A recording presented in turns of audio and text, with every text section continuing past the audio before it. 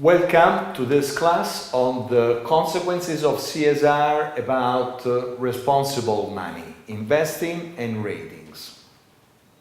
So far, we have dealt with the real economy, so-called real economy, when we provide goods or services, when we are in the government sector or in the non-profit sector or in the for-profit sector, large corporation, small corporation.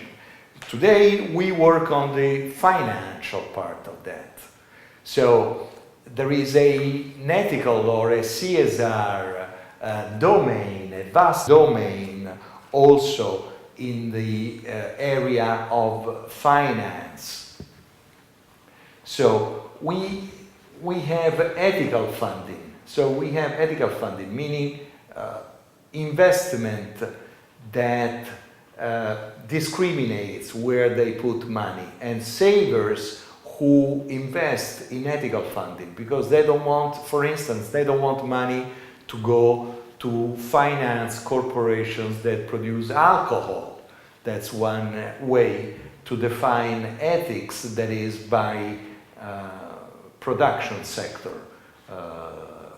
Arms, the production of arms and weapons is also a typical element of merchandise that is excluded from ethical funding. Whether that's a nice way, whether that's a perceptive way of doing things, it's not for us to evaluate in this course here. It's important we know there is a whole dimension of responsible investment. As there is a dimension of evaluation of corporations from a responsibility point of view. So we have indices about corporations, just like we have evaluation of companies in general. There is evaluation from the point of view of sustainability and responsibility. So we have the Dow Jones Sustainability Indices or the FTSE for Good indices. That's the Financial Times Stock Exchange Index. So that's evaluating corporations from their responsibility point of view. A third branch of activity from the financial point of view, or in general, or third-party point of view more than a financial, is the certification of ethical activity. We see the SA 8000 as a ethically correct certified company.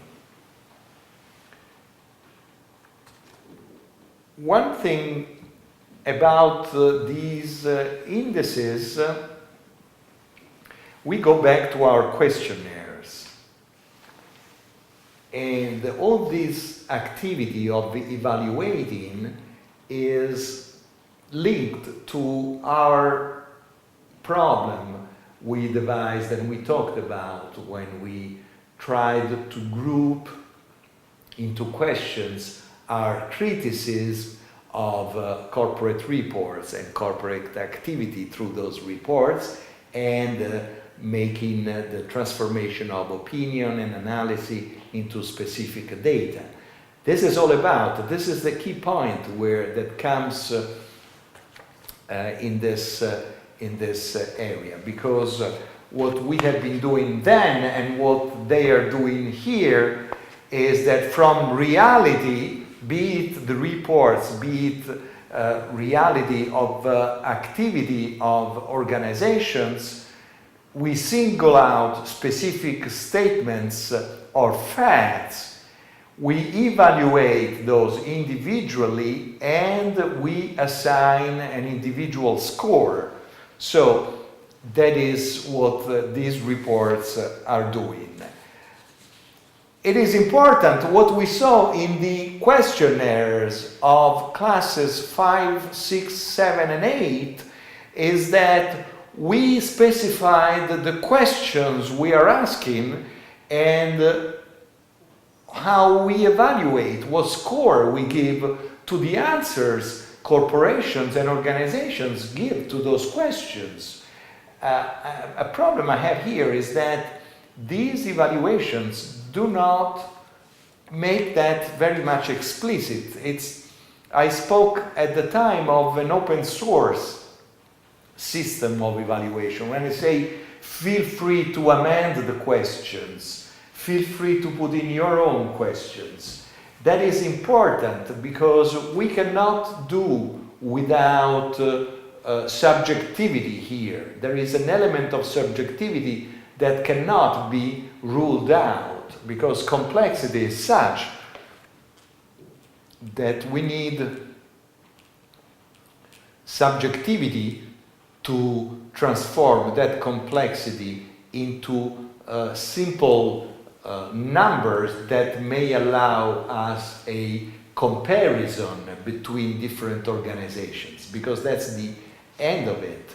We want to compare different organizations. So we have to be open about that. That is a step that is often skipped in the evaluation. So for homework, go on the web and see, maybe I'm wrong, and see if some of these evaluation systems have open source questionnaires and make that explicit how an evaluation of an individual fund, of an individual company is put together in data.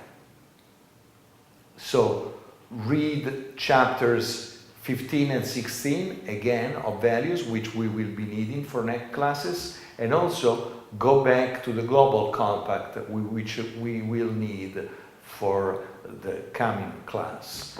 What we have worked on today is a second real-world experience. So we have seen that there is actual data out there. There is ethical indices, there is ethical funds that we can research about that are a manifestation of a documented manifestation of CSR. And what was the first? The first we saw was the writing of CSR reports. We saw it in our very first class. So this is important because we have a wealth of evidence to work with, to train ourselves with in the domain of corporate social responsibility. We also have seen a methodology issue, which is in the foreground in the case of ethical rating, but it is also in the foreground in the case of CSR reporting. That is also relevant, for instance, to the GRI self-assessment of the GRI compliance. If you also go on the GRI website, you can find a lot of that as well. Thank you very much.